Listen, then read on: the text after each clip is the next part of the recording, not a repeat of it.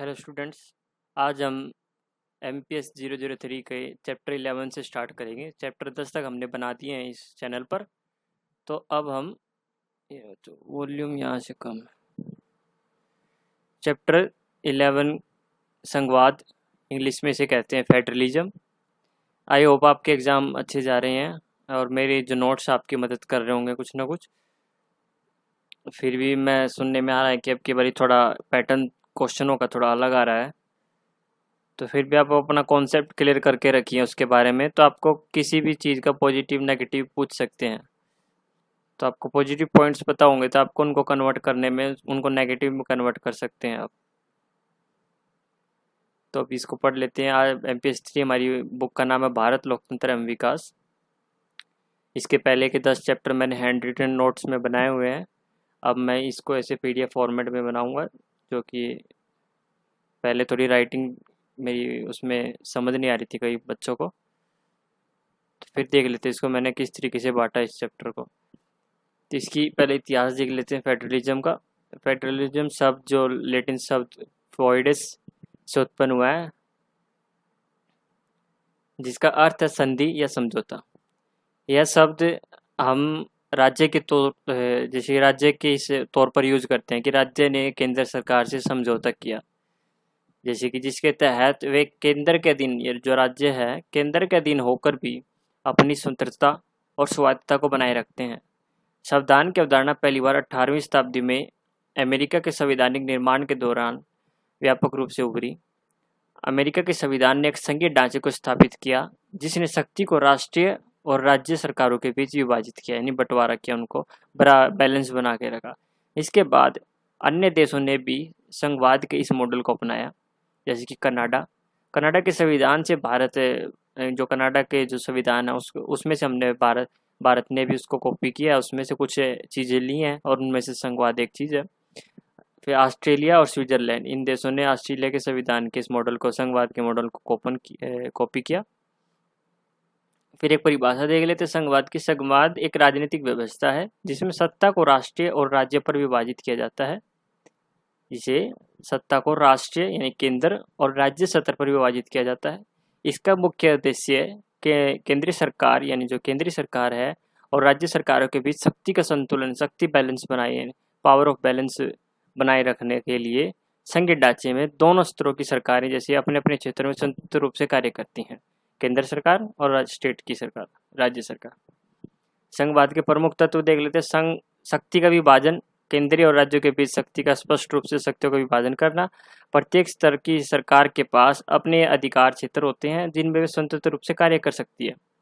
उसके बाद संविधान, संघीय व्यवस्था एक लिखित संविधान पर आधारित होती है जो शक्तियों के विभाजन और संतुलन को सुरक्षित करता है।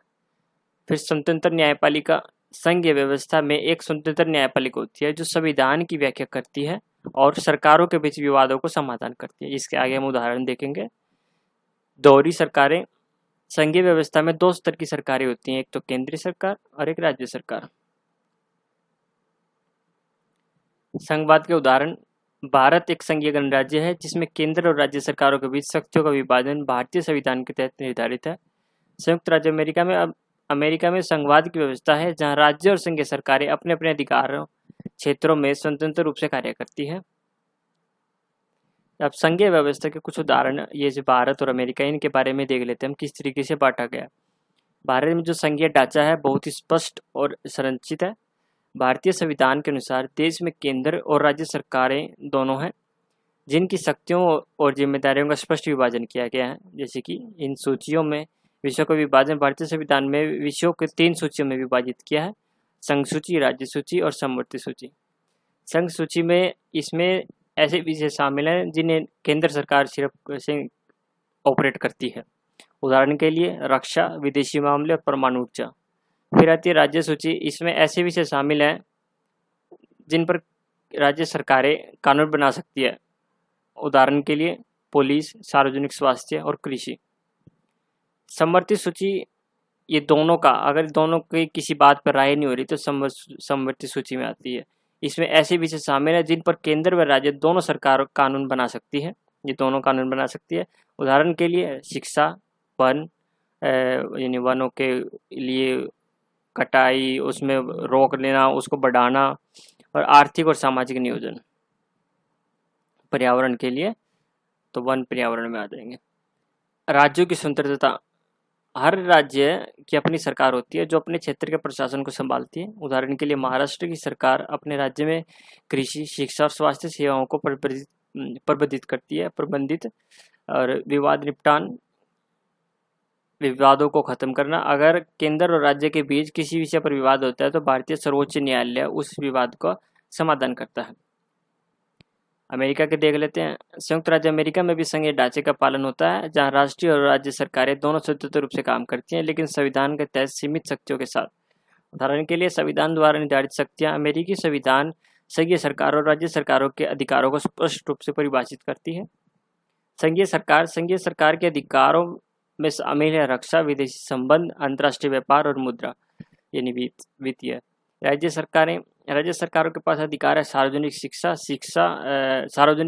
शिक्षा, स्वास्थ्य सेवाएं और परिवहन यानी ट्रांसपोर्ट। स्थानीय स्वशासन, प्रत्येक राज्य की अपनी विधायिक कार्यपालिका होती है। उदाहरण के लिए कैलिफोर्निया राज्य अपने कानूनों के अनुसार शिक्षा, पर्यावरण या नीतियों को लागू करता है। विवाद समाधान, संघीय और राज्य सरकारों के बीच उत्पन्न होने वाले विवादों का समाधान अमेरिकी सुप्रीम कोर्ट द्वारा किया जाता है। सेम जब अमेरिका की ही देन है ये संघवाद मॉडल, तो भारत में इसी सेम ही रहेगा। प्रमुख विचारक देख लेते हैं हमारी जो बुक में जिक्र किए गए हैं। एक तो A.H. विर्च है और एक मॉरिस जोन्स है। इनके संघवाद पे क्या विचार है? संघवाद के समर्थन है। A.M. विर्च का मानना था कि संघीय व्यवस्था राजनीतिक स्थिरता और विकास को प्रोत्साहित करती है। उन्होंने तर्क दिया कि शक्ति का विभाजन न केवल सत्ता के दुरुपयोग को रोकता है, बल्कि स्थानीय आवश्यकताओं को भी बेहतर ढंग से पूरा करता है। मॉरिस जोन्स का विचार था कि संघीय व्यवस्था लोकतंत्र को मजबूत बनाती है। उनका मानना था कि संघवाद में शक्ति का विकेंद्रीकरण यानी शक्ति को बांटना, जिससे अधिक लोगों की भागीदारी सुनिश्चित होती है और यह लोकतांत्रिक प्रक्रियाओं को अधिक प्रभावी बनाती है। संघवाद के कुछ लाभ और कुछ चुनौतियां देख लेते हैं। स्थानीय शासन, जो लाभ है, संघीय व्यवस्था में स्थानीय सरकारें यानी स्टेट की सरकारें अपने क्षेत्रों की समस्याओं और आवश्यकताओं को बेहतर ढंग से समझती है और उन्हें हल करती है। उन्हीं के हिसाब से नियम कानून बनाती है। सत्ता का संतुलन, शक्ति के विभाजन से सत्ता का केंद्रीकरण नहीं होता और तानाशाही प्रवृत्तियों को रोका जा सकता है। विविधता और का सम्मान, संघीय व्यवस्था विभिन्न सांस्कृतिक, सामाजिक और आर्थिक समूहों की पहचान और हितों की मान्यता देती है और उन्हें संरक्षित रखती है। चुनौतियां देख लेते हैं कुछ। एक तो विवादों का निपटारा करना, केंद्र और राज्य सरकारों के बीच शक्तियों के विभाजन के कारण अक्सर विवाद उत्पन्न होते हैं। संसाधनों का असमान वितरण, विभिन्न राज्यों में संसाधनों का असमान वितरण संघीय व्यवस्था में एक प्रमुख चुनौती है। किसी को कम दिया जाता है, किसी स्टेट को ज़्यादा दिया जाता है। जैसे किस स्टेट में किसकी सरकार है उस पर डिपेंड करता है, केंद्र में किसकी सरकार है और स्टेट में किसकी सरकार है, किस पार्टी की, तो उसको ज़्यादा बेनिफिट होता है। नीतियों का समन्वय, विभिन्न सरकारों के बीच नीतियों का समन्वय करना कठिन होता है। अब कुछ में और पॉइंट्स देख लेते हैं इससे टॉपिक से रिलेटेड। संविधान संशोधन की प्रक्रिया, भारत में संविधान संशोधन प्रक्रिया अनुच्छेद 368 के तहत की जाती है। इसमें केंद्र और राज्य दोनों सत्रों पर सहमति की आवश्यकता होती है अगर संविधान में कुछ भी संशोधन करना होता है किसी भी नियम कानून में। इससे यह सुनिश्चित होता है कि किसी भी संशोधन के लिए व्यापक समर्थन हो। इसी तरह अमेरिका में संविधान संशोधन के लिए संघीय और राज्य विधायकों की स्वीकृति आवश्यक होती है। संशोधन का पता चल गया आपको इसमें।